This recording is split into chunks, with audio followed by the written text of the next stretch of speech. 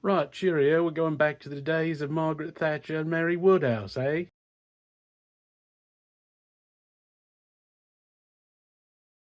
I am using a potato masher. The pasta spoon is in the dishwasher.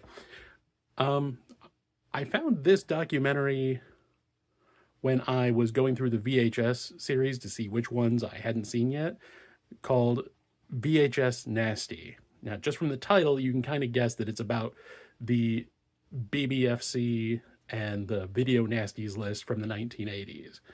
If you didn't know that, that was a thing where the British government censored a crap ton of movies.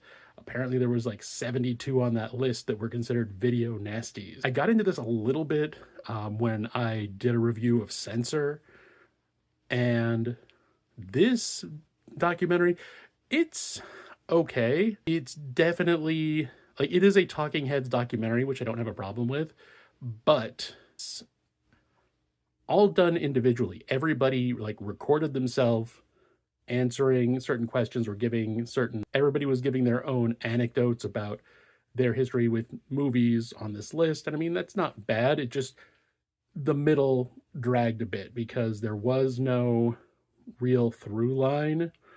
And also, they used some of the VHS filter stuff that was also in VHS 94.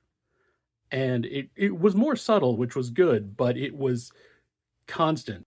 It's one thing when you're just getting like a little like flicker, like 1 or 2 pixels where it looks like it's a little grainy, but when you've got like a faded out like static bar along the bottom for like 20 minutes, it's real irritating. So I'll do just a little shorter version of what they did in the movie.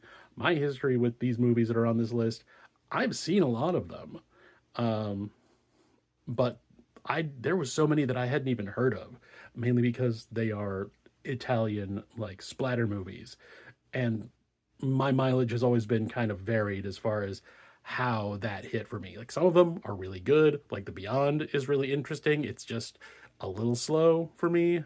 And then there's other ones like what is like The House on the Edge of the Cemetery. I actually really like that one. And I think part of it is because I caught a random like 5-10 minutes of that when I was growing up, and I had no context for what was going on.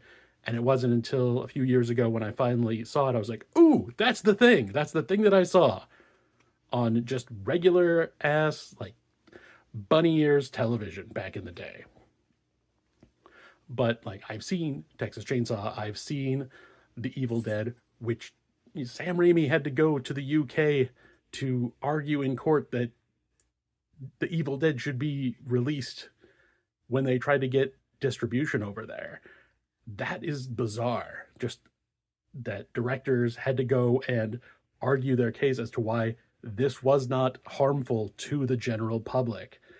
And it just kind of lets you know where things were at the time, and sounds very similar to where things are now, but in the US as opposed to the UK, but possibly for the same reason, to use as a distraction, to create a boogeyman for people to be mad at as opposed to the actual thing.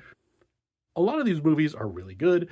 A lot of them are really hard to watch. Like I Spit on Your Grave is a hard watch. So I get why people were like, no, maybe not everybody should see this. Yeah, definitely. Like there's a lot of movies on this list that should not be watched, well, really by any like children. But if you're like 18 years old, you're probably going to be okay to watch most of these movies.